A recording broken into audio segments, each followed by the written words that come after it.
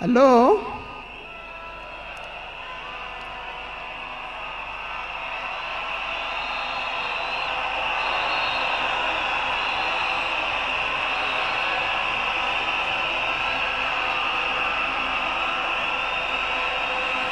Thank you. Thank you. Thank you. To His Excellency, the President of the Republic of Kenya, His Excellency William Samoei Ruto, and Her Excellency Lady Rachel Ruto, the former President, President Uhuru Kenyatta,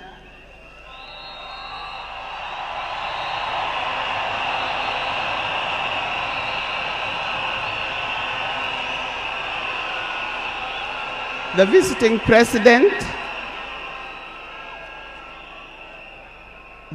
president, past and present, the deputy presidents, all distinguished guests, ladies and gentlemen, and watu wetu wa Kenya kwa jumla, hamjambo. Today is a very unique day. It is not every day that I would be standing here to say something to the nation and to the world about my dear husband, Raila Amolo Odinga.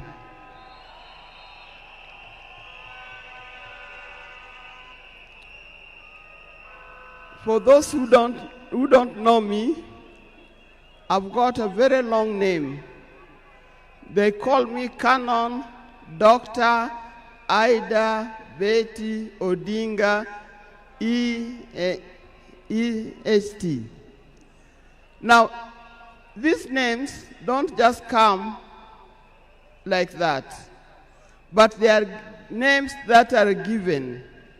I cannot forget the name that the public has given me called Min Pin.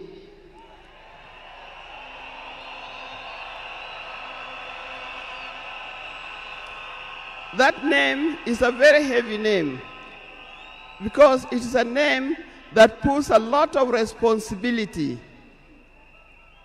to the owner of that name.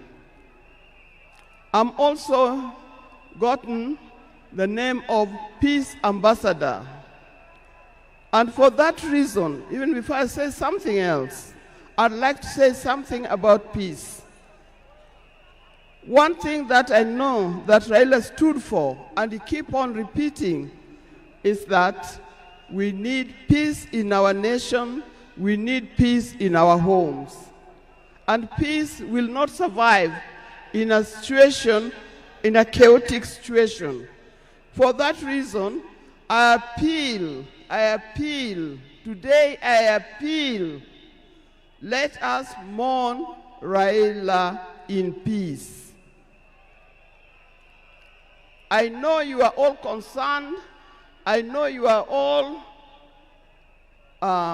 mourning, you are sad about this, but let's keep peace so that the peace can prevail, not only here in the stadium, but also in the rest of the country. Coming to talk about my dear husband, Raila Amolo Odinga. I first met Raila way back in the early 70s, and we got married in 1973. For that reason, I've lived with this man for 52 years.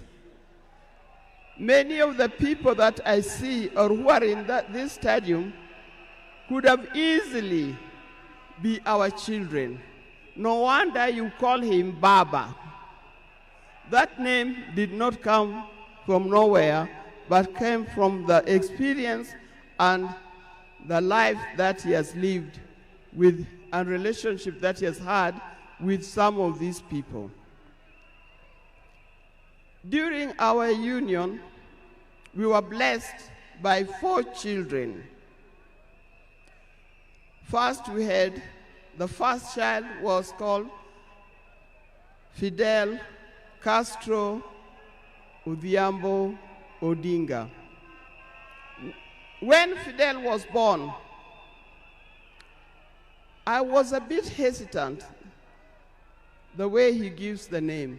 I said, why do you call him Fidel? Then he said he was a great admirer of Fidel Castro, and therefore he named his first child Fidel Castro Odinga. Later, we had the second child, Rosemary, and here again, Rose is the name of my mother, and Mary is the name of his mother. We combined the 2 names together, and we called the child Rosemary. It also has a meaning to us. When it came to the third one, and he named after his best friend and his cousin called Raila Kembo, with whom they shared the name. So we ended up with Raila Odinga Odinga. Last, there was a big gap, and I'll explain to you. Last came the 4th child. The 4th child, when I went to the hospital, and you know those mothers, you end up somewhere in labor ward. And I was watching the television. And on the television, that's the time when Nelson Mandela had come out of prison. It was he's been there for 27 years. Raila also had been in prison, but that's not why we named her Winnie. And I was watching the television, I could see Nelson Mandela and Winnie Mandela holding hands as Mandela walked out of the gates of the prison. By then, I didn't know what kind of child I was going to get. But then I said, if it's a boy, we'll name him Wilson Mandela. But if it's a girl, will be Winnie Mandela. And therefore, Winnie Mandela arrived. And that's the 4th child. I see when you look at this naming of the children, I know these days you can name your child anything that you want, but I'll appeal to those who are still having babies. Give your child a meaningful name, because you name them people you never saw, you never heard of, simply because it saw the name written somewhere. There's nothing wrong with giving our children the names of the people who in our lives we think are the heroes. Our life was not smooth life. Just like any other family, there's been ups and downs. But as we continue living together, we've learned how to cope, because we all have weaknesses and strengths. We learned to talk straight to one another. We learned to speak the truth, and we learned to forgive and move on.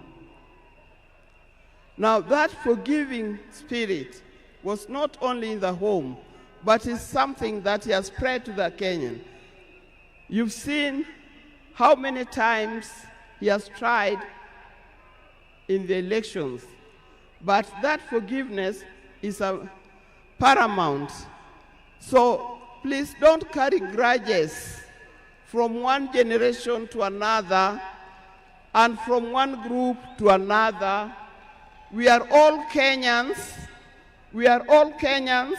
We are sisters and brothers. We must learn to forgive easily and build together Kenya.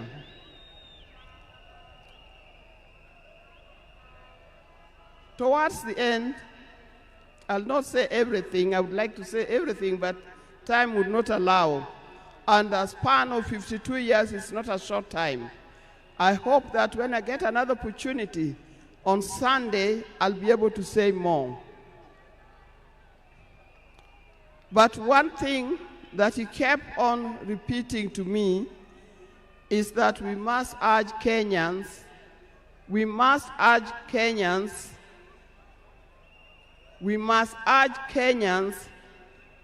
to live in peace.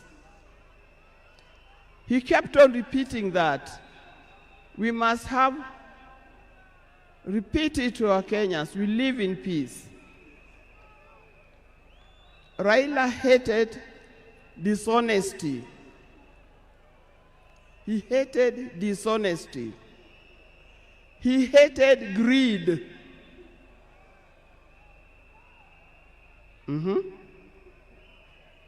The greed that have affected the main fabric of our society. The greed that leads to stealing from the public coffers. The greed that leads to corruptions. That's the kind of thing that Raila would not have liked to see. So, you people, you Kenyans, I'll tell you more. But I thank you, those who have come and those who are watching us from other places. I thank you for standing with this family. I thank you for being here for us. And I thank you for helping us to mourn Raila. May his soul lie in eternal peace. And for the people of Kenya, I wish you well, thank you, and may God bless you. Thank you.